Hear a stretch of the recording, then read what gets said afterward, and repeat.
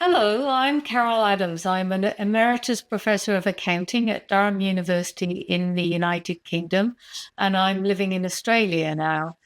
I'm also the chair of the Global Sustainability Standards Board of GRI and the chair of the Sustainability Committee of the Institute of Chartered Accountants of Scotland. My research has been focused on sustainability reporting and particularly the link between sustainability reporting and sustainable development. And I've also been involved in policy work, advisory work, working with standard setters and policymakers, and working also with asset managers and investors through my advisory work. And as an accountant and financial auditor, that's my background, my view is that not everything that matters can be measured in financial terms. And in fact, a lot of what really does matter most cannot be measured in financial terms. And when we try to do that, we detract attention from some of the things that matter most. And I also know from those engagements with asset managers and investors, long-term investors in particular, that they are interested in the impacts that organizations have on people and the environment, communities, and also on economies. And so I was happy to join the GRI Global Sustainability Standards Board as its chair. And I want to talk to you about some of our recent standards today and our view on the global reporting system and the importance of GRI's place in it, given the pressing need for a focus on sustainable development. So if I could start, first of all, with our climate change standard, GRI 102. This is an update of an earlier standard which contained mainly emissions data, and GRI has had a standard about reporting on emissions for a long time, but this is to update it.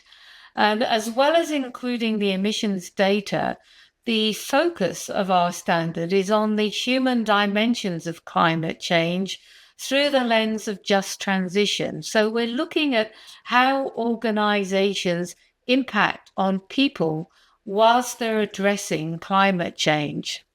It also brings into focus the impact of an organization's climate change actions on other environmental issues and biodiversity in particular.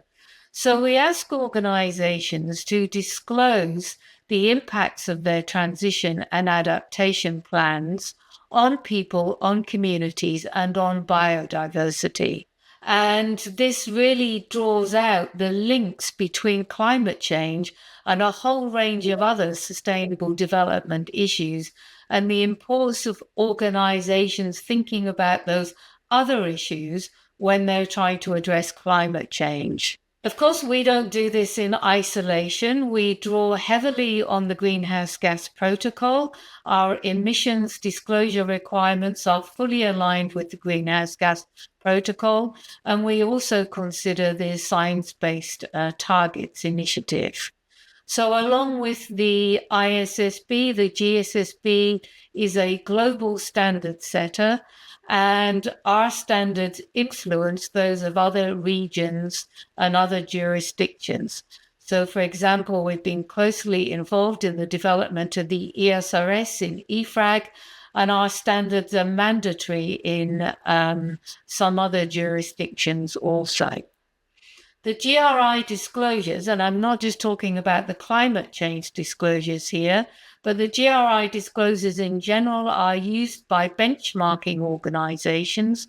So, for example, the World Benchmarking Alliance draws on GRI disclosures when it is doing its ranking of organizations in different fields.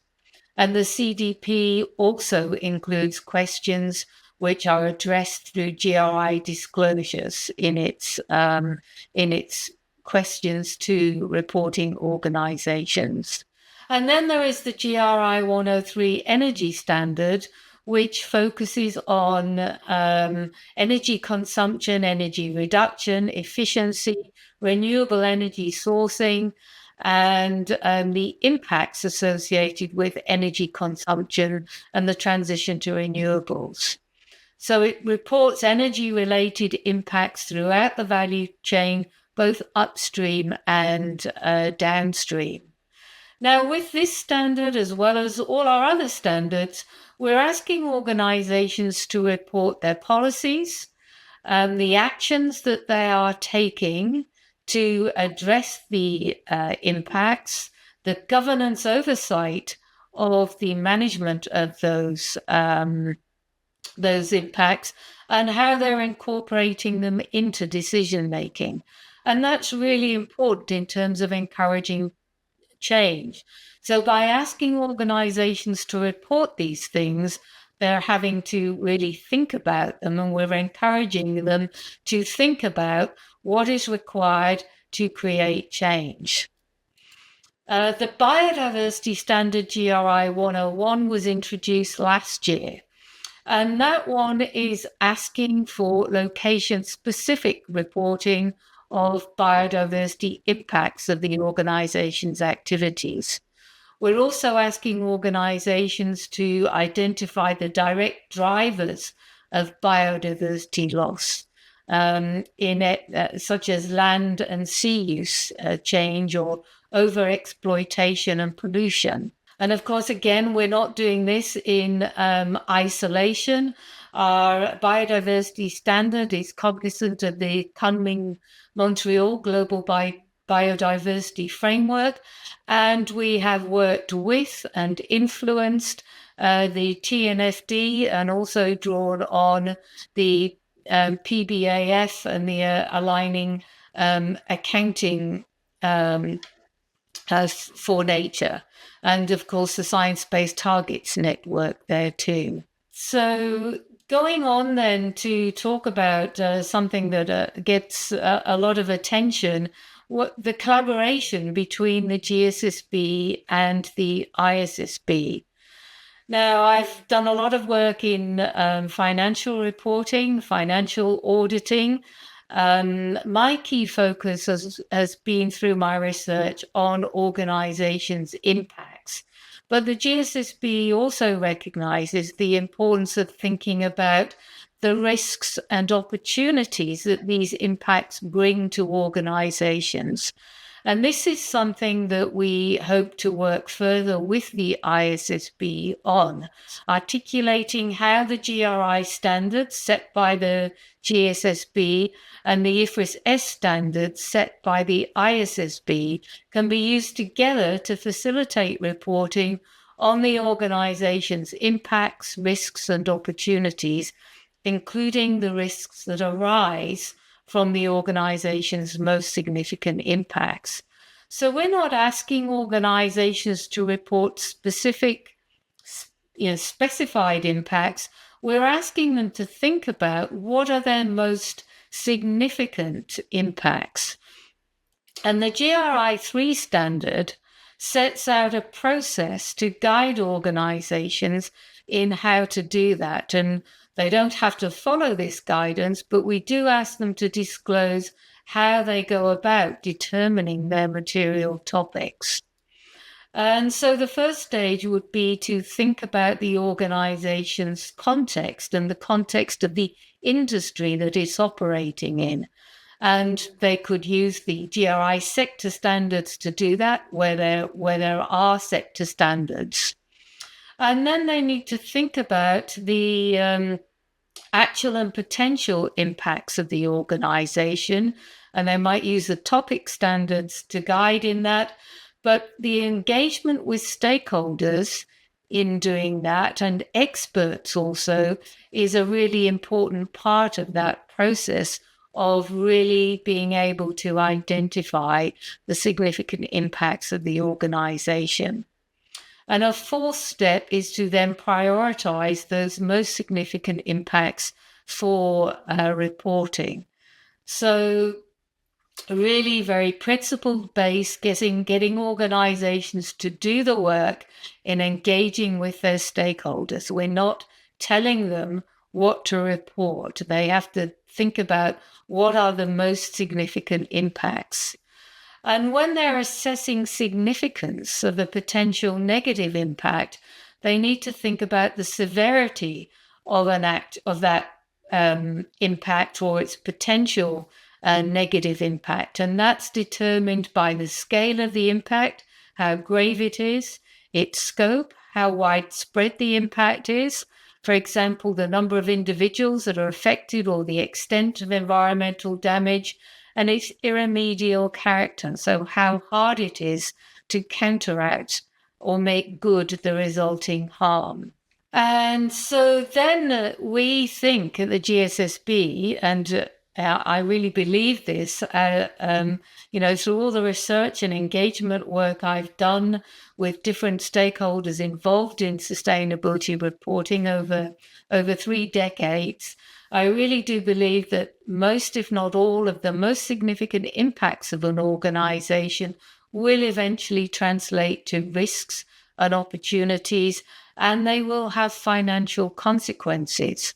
Now, that isn't easy to determine in the short term, and it often isn't easy to identify the actual financial consequences in the longer term either, which is why investors want to know about these significant impacts as well as the risks that arise from them so that they can make their own judgment about the risks that might arise from the impacts. The impacts of organizations and the cumulative impacts of many organizations over time can also affect resources and relationships on which the organization depends, which creates another set of risks and opportunities for the organization. And so we think it's really important that these impacts are taken into consideration in an organization's business model and strategy.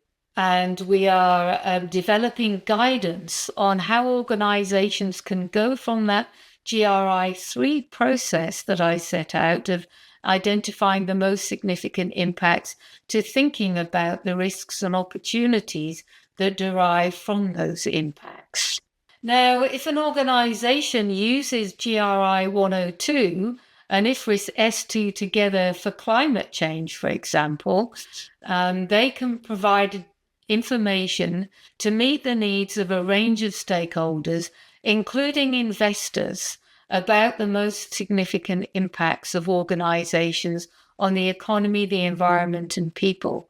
So not all investors will get all the impact information they need from IFRS S2, which is limited to emissions disclosures. So we encourage organizations to report on their most significant impacts using GRI 102 because it's relevant to investors, but also a whole range of other stakeholders that are affected by the organization's actions in trying to address climate change.